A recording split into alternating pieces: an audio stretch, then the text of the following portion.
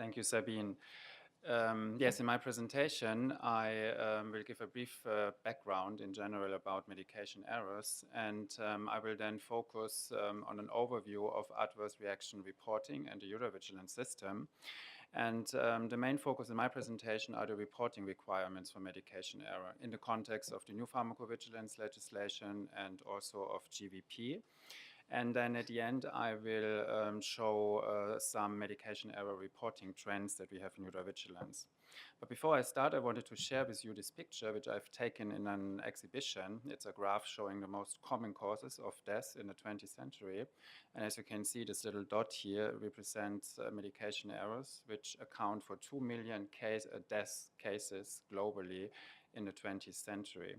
Luckily, not all medication errors are fatal, but they are nevertheless the most common single preventable adverse event in medication practice and constitute a major public health burden. And the World Alliance for Patient Safety report in 2010 estimated the annual costs caused by medication errors up to 22 billion euros, which is quite substantial.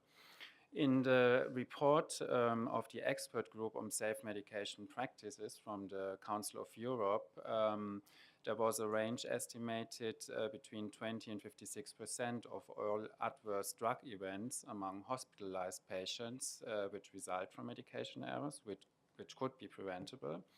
And the medication error rates in the EU, I think we have seen these numbers already today at ambulatory care level. They are estimated at 7.5% at prescription and 0.1 at dispensing stage, whereas in the hospital care they are higher, up to 9% at prescription and 2% at dispensing stage. This slide gives you an overview of adverse reaction reporting in the EU, and my presentation is focusing on the EU requirements. So I want to make this very clear. It does not relate to national reporting requirements.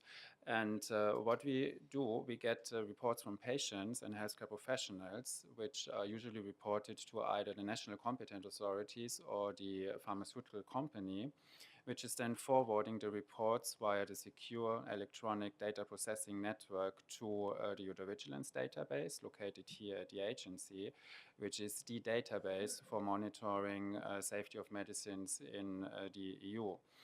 And taking into consideration some quality assurance requirements and also the EudraVigilance access policy on data protection, these reports are then made available in the European database of suspected adverse drug reactions, where the general public, patients, consumers can search by products or by active substance and also by drug reactions. At the level of the European Medicines Agency, the information in EudraVigilance is used for safety monitoring. And in practical terms, this is done by creating electronic reaction monitoring reports, which are then reviewed for potential safety signals. And these safety signals, once they are confirmed, are then further discussed in the context of benefit risk assessment at the PRAC, the Pharmacovigilance Risk Assessment Committee at the agency. And any recommendation on safety signals is then published on the European Medicines website following the meeting. And also, these electronic reaction monitoring reports are equally used by national competent authorities to conduct signal detection. So since 2nd of July 2012, with the new pharmacovigilance legislation, we have, as we heard already today, new reporting requirements for medication error that result in adverse reactions. They have to report it to EudraVigilance. And we have seen the legal basis, so I think I can skip that. Carlos has mentioned that in the amending regulation in the recital 5 and 17, they are the key pieces. But I want to highlight or bring your attention to this article here, 107A of the Directive 2001, because this is a key article which requires that member states not only ensure that reports arising from an error associated with the use of a medicinal product to EudraVigilance, but also to any other authorities, bodies, organizations in the member state which is responsible for patient safety. And the second part of this paragraph also is a complementary obligation put on national patient safety organizations, which equally have to share information on medication errors with the national competent authority in the member state. And this is the main let's say, article in the legislation why we have this workshop, because we have to implement this provision.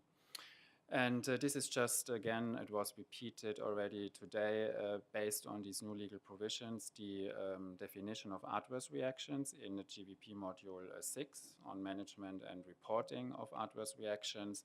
And it includes, accordingly, not only adverse reactions from the use within the terms of a medicinal, terms of marketing authorization, but also outside, including medication errors. The definition in the GVP here, I think I read it again. It's the medication error refers to any unintentional error in the prescribing, dispensing, or administration of a medicinal product while it is in control of the healthcare professional, patient, or consumer. And you can see here in brackets, we included including preparation for administration, because as you will see later in Sabine's presentation, we tried also to align this a bit with the WHO draft classification. And this includes another step. Also, monitoring of medicines is here a step.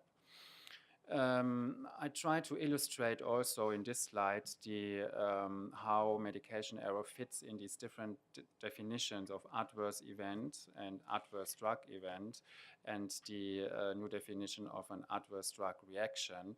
So medication errors can be include both in as an adverse drug reaction or adverse drug event. And this is important when we come to the reporting requirements. And the reporting requirements are clearly defined in GVP.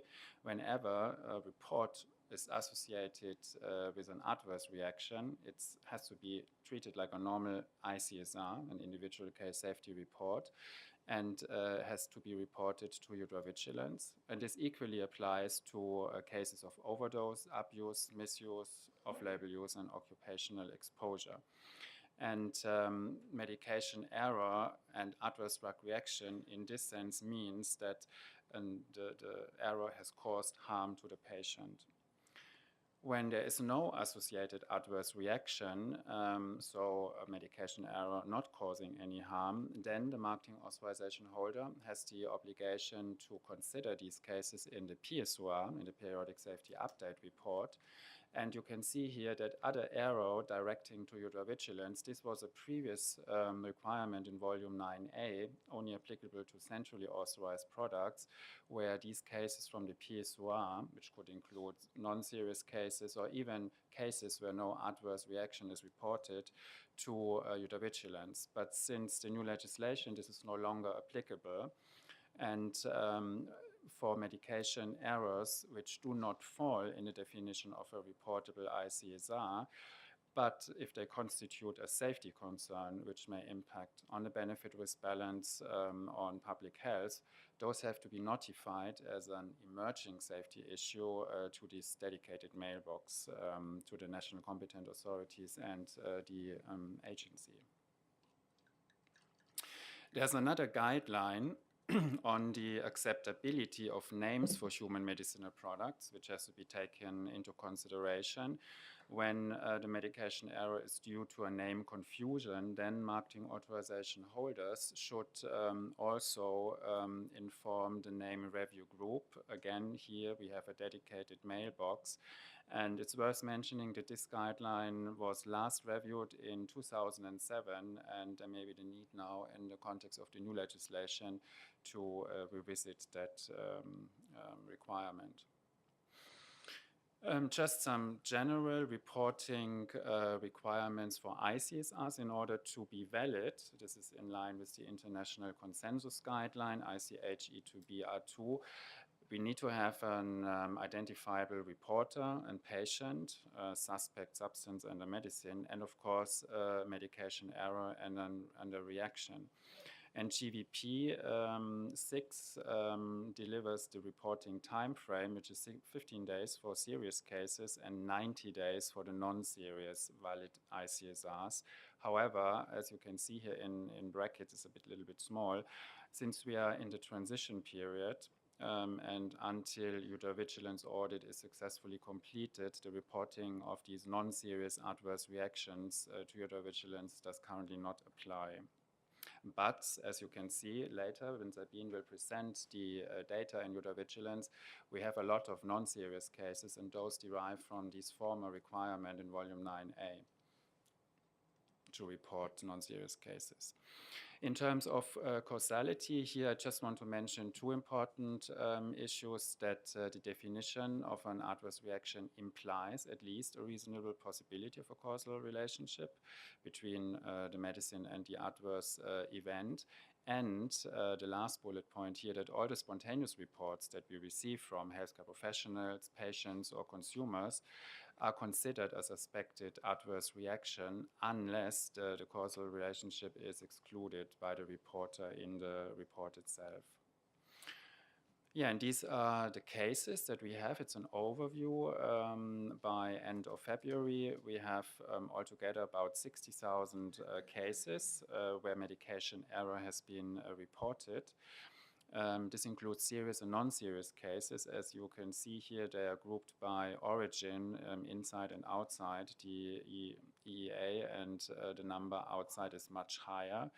And also from these, you can see the number of cases which are serious. The numbers are much lower, 9,000 inside EEA and outside 27,000. And you have also the percentage of the proportion based on the total number of cases in EudraVigilance. And this slide shows a ranking of the most frequently reported errors in EudraVigilance.